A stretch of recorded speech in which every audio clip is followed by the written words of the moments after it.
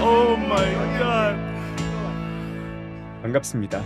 오늘 방송에서는 어제도 먼저 전해드렸던 중국 수요와 관련된 헛소리도 다시 한 번 더 정리하고, 정말 현실이라고 믿기 힘든 쓰레기 같은 일들이 테슬라 주변에서 벌어지고 있는데 또 이와 관련된 내용들도 정리하겠습니다. 먼저 어제 진행하였던 방송 중 일부를 먼저 보겠습니다. 다만 여기서 주의할 점은 앞서 이야기했던 것처럼 지금 CPCA에서 나온 자료는 2월 판매량 전체 합계만 공식적으로 나온 자료이고, 수출 같은 경우는 한 곳 한 구에서 나온 자료를 바탕으로 이게 수출 전부일 것이다 라고 가정을 하였습니다. 근데 상하이 항구가 아닌 다른 항구에서도 약 5,000대 정도를 더 추가로 수출을 했다, 그래서 5,000 정도를 추가한다, 그럴 경우에도 내일 발표된 일주일간 중국 내 보험 등록수는 12,000대를 넘기게 되며 일일 평균 1,700대를 넘기며 아주 좋은 수치를 보여주게 됩니다. 그래서 오늘 바로 또 일주일 주간 보험 등록수가 발표되었습니다. 그 수를 보게 되면은 12,500대, 그 방송에서 이야기했던 것보다 더 높은 수치가 나오게 됩니다. 그래서 이걸 본다 하더라도 올해 주간 보험 등록수 기준 최고치였던 12,700대와 200대밖에 차이 나지 않는 12,500대를 판매하며 아주 높은 중국 내 판매가 이루어지고 있다는 걸 알 수 있습니다. 그리고 이 자료는 어제 방송을 통해서 봤듯이 이미 알려진 정보가 많기 때문에 단순한 산수만 한다 하더라도 쉽게 예상할 수 있는 내용이었음에도 불구하고 중국 내 판매가 급감했다라는 사실 좀 많이 이해하기가 힘든 이야기에 어제 같은 경우는 시장이 반응을 하기도 하였습니다.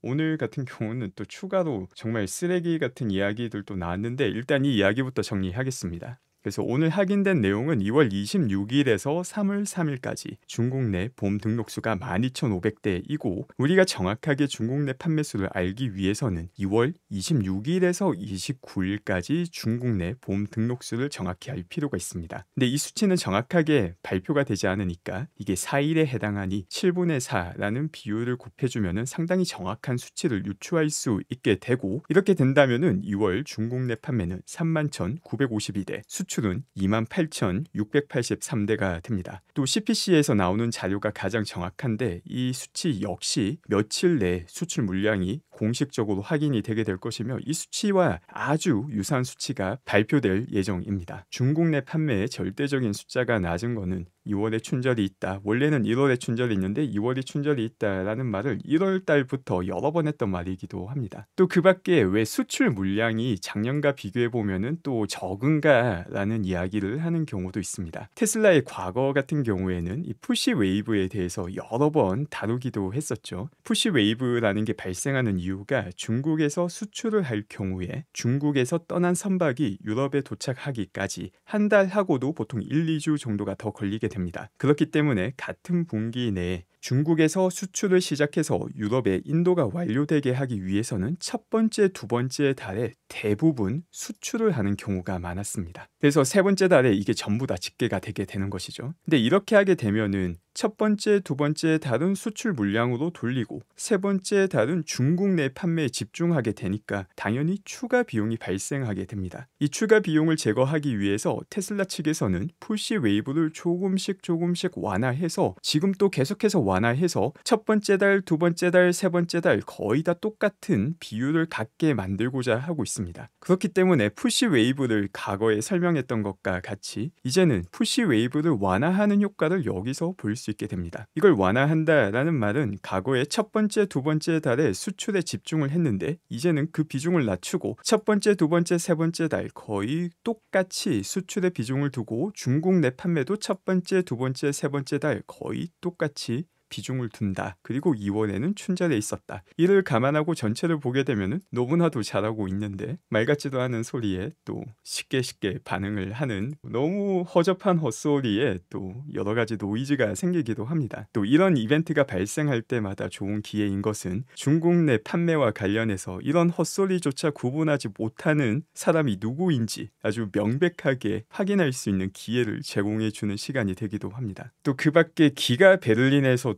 참 안타깝고 어처구니 없는 일이 발생하였습니다. 이제 화재가 발생하였는데 공장 자체에 화재가 발생한 것이 아니라 기가 베를린 공장에 전력을 제공해주는 고압 송전탑에 방화가 발생했습니다. 누군가 인위적으로 불을 질렀다라는 것이죠. 이 때문에 공장의 전력이 공급이 되지 않으니 당연히 생산은 중단되었고, 이 송전탑 전체를 복구하기까지는 시간이 당연히 좀 걸릴 수밖에 없는데, 임시 방편이나마 전력을 공급할 수 있는 방안을 현재 찾고 있는 상황으로 알고 있습니다. 그리고 이거 같은 경우는 당연히 말할 것도 없는 중대 범죄이자 한 국가에 대한 테러이기도 합니다. 이건 한 국가의 전력 인프라의 방화를 저질렀다. 심각한 범죄입니다. 그러다 보니까 내무부 장관도 이 범죄자들을 잡아서 처단할 것을 이야기하기도 하였습니다. 참 공교롭게도 기가 베를린 주변에서 얼마 전 환경단체에서 나온 사람들이 시위를 하고 있던 상황이 목격되기도 하였습니다. 그래서 이건 아직까지 확정된 건 아니지만, 만에 하나 환경단체에서 나온 사람이 전력 송전탑 방화를 했다면은 이런 아이러니가 세상에 존재할 수가 없는 것입니다. 환경을 위한다 하면서 방화 자체도 말이 안 되지만, 환경 오염을 줄이는 차량을 만들고 있는 회사에 부정적인 효과를 주기 위해서 이딴 짓을 한다. 이건 뭐 쌍욕이 안 나올 수가 없는 그런 상황이 되는 것이죠. 물론 누가 했는지 아직까지 확인은 되지 않은 상황입니다. 다만 심증이 상당히 좀 크게 가는 상황인 거죠. 그 밖에 뭐 비슷한 일은 항상 반복되고 지금 또 반복되고 있습니다. 이제 지금 보시면은 이 과거 기사입니다. 이때 기사가 올라온 시점이 2014년도이고 테슬라에서 2020년까지 50만 대의 차량을 팔겠다라고 했을 때 이게 왜 헛소리인지를 적은 기사입니다. 그런데 실제 테슬라는 2020년도에 연간 50만 대 전기차를 판매합니다. 그리고 이 성취 자체가 불가능할 것이다 라는 성취를 일론이 해냈는데, 이것도 판결이 나오자마자 다루었던 것처럼 코미디언인지 맥코믹인지 델라웨어의 말 같지도 않은 판사에 의해서 취소가 된 상황입니다. 근데 이 취소라는 거는 우리말로 번역하면서 보통 취소라고 하는데, 공식적인 법적인 용어는 리신드이고, 이 리신드는 새롭게 테슬라에서 제안을 하게 된다면은 그 제안을 다시 한 번 더 고려해서 받아들여질 수 있는 과정이기는 합니다. 그런데 그게 중요한 게 아니죠. 지금 보시는 게 이 캐서린 맥코믹이라는 쓰레기인데, 아니 판사인데, 지금 이 판결이 너무나도 어처구니가 없다라는 거는 둘째치고 변호사 수임료로 6빌리언 달러를 요구합니다. 그쪽 변호사에서. 그래서 이걸 만약 받아들이게 된다면은 이것보다 더한 코미디는 없게 됩니다. 이 판사가 일론 머스크에게 보상을 주지 않는 이유가 주주를 위해서다라고 판결을 했었죠. 당시 일론 머스크에 대한 보상안은 주주들의 투표를 통해서 80%가 넘는 찬성을 얻었습니다. 그런데 주주를 위해서 이걸 취소한다라고 하고, 전혀 뜬금없는 변호사 수임료로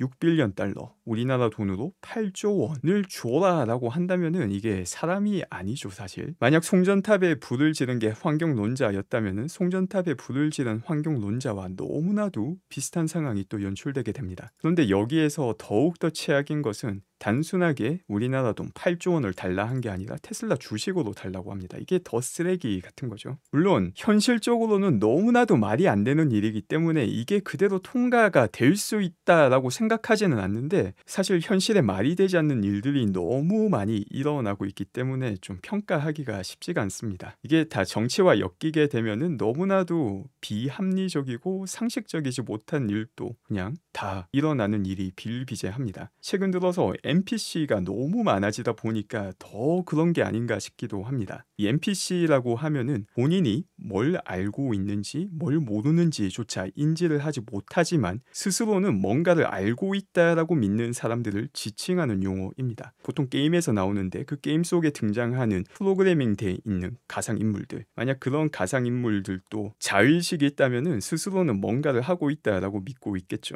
그래서 보통 이런 사람들이 뭔가를 믿을 때 스스로 검증을 하거나 확인을 하거나 수학으로 검증을 하거나 물리학적으로 검증을 하는 거는 절대 일어나지 않습니다. 이 사람들이 믿는 이유는 누군가가 말을 했기 때문에, 혹은 검증 없이 그냥입니다. 그래서 이 소식을 전해드렸을 때도 맥코믹이라는 판사의 판결을 지지하는 사람들조차 있었습니다. 어떻게 주주를 위하는 건지 한번 지켜보도록 하겠습니다. 당시 기사를 보게 되면 2014년도입니다. 이때 테슬라가 말하는 이 50만 대 연간 판매, 이 말이 되지 않는다라고 평가할 정도로 다 불가능하다라고 평가를 했었죠. 그렇기 때문에 당시 당시 테슬라의 주가를 2014년도를 보게 된다면은 뭐 12불 대 조금 높았을 때가 15불 대가 됩니다. 지금의 10분의 1이 되지 않습니다. 그런데 지금 돌이켜보면은 이때 테슬라를 샀으면 참 좋았겠다라는 이야기를 아마 많이들 할 겁니다. 그런데 당시에는 지금과 같은 노이즈가 없었을까? 더하면 더했지 항상 덜하지 않습니다. 지나고 보면 당연하다라고 말을 하지만 그 당시에는 훨씬 더 혹독한 환경 혹은 더 심한 호들갑들이 많았습니다. 조금만 생각을 해보면 NPC가 아니라 스스로 한번 판단을 내려보면은 지금 우리가 보고 있는 이 사트 자동차계의 혁신 중의 혁신이죠. 그 역사상 어떤 차량도 존재만으로 마케팅이 되는 차량이 없었으며 비교할 수 있는 차량 자체가 전 정말 없다라고 생각을 합니다. 차세대 플랫폼은 아직까지 더 기다려봐야 알겠지만 우리가 지금 보고 있는 FSD만 하더라도 이 세상 전체를 뒤집어 놓을 기술이 됩니다. 그럼에도 불구하고 지나고 보면은 이때 너무나 당연한 힌트였을 건데 라고 말을 하지만 단순하게 주가 혹은 아직까지 대부분의 사람이 그렇게 말을 하지 않는다라는 이유로 스스로 평가를 하지 않으면 대단한 게 아닌가라는 생각을 하는 경우도 있습니다. 그런데 마치 2014년을 돌이켜봤을 때처럼 지금 이 시점을 미래에서 돌이켜보게 된다면 너무나도 미래에 대한 가치가 명확한 시점이었다. 이때가 정말 좋은 기회였다라고 분명 다시 회상하게 될 것이라고 봅니다. 테슬라는 계속해서 제 갈 길을 가고 있습니다. 호주 같은 경우도 지금 2월이기 때문에 연초이다 보니까 전기차나 일반적으로 차량이 많이 팔리는 시기가 아님에도 불구하고 전기차 점유율이 역대 최고치를 찍습니다. 과거 2023년 6월 8.8%가 이전 최고치였는데 이번 2월 전기차 시장 점유율이 9.6%를 기록하게 됩니다. 이게 보여주는 것은 단순하게 전기차가 지배적인 시장에서도 계속 커나갈 뿐만이 아니라 또 다른 신규 시장, 지금 커나가고 있는 시장 혹은 아직 진입하지 않은 시장에서도 계속해서 성장세를 이어나갈 수 있다는 것을 잘 보여주는 내용입니다. 그 수치를 보게 되면 조금 더 흥미로운데 어떻게 모델 3가 더 많이 팔리게 되었습니다. 모델 3 같은 경우 2월 한 달 동안 3,600여 대가 팔리며 토요타의 라브4보다도 많이 팔리게 됩니다. 모델 Y는 2,072대가 팔리며 총 5,665대의 판매를 기록하게 됩니다. 그 밖에 캐나코드에서도 기가 텍사스를 방문하며 엄청난 공장이다라는 평가를 내립니다. 항상 공장을 방문하고 난 다음에는 모두 다 똑같은 평가를 내리는 모습을 볼 수 있습니다. 거기에 더해서 테슬라 주가로 봤을 때도 주가에 힘을 실어줄 수 있는 포인트가 세 가지다라고 정리를 하였습니다. 일단 첫 번째는 바로 차세대 플랫폼의 생산 능력이 빠르게 올라가는 것이고, 두 번째는 FSD를 통해서 마진을 개선시키는 것이며, 세 번째는 에너지 관련 비즈니스가 빠르게 계속해서 성장하는 것이다 라는 평가를 내렸습니다. 그럼 이 FSD도 한번 살펴보겠습니다.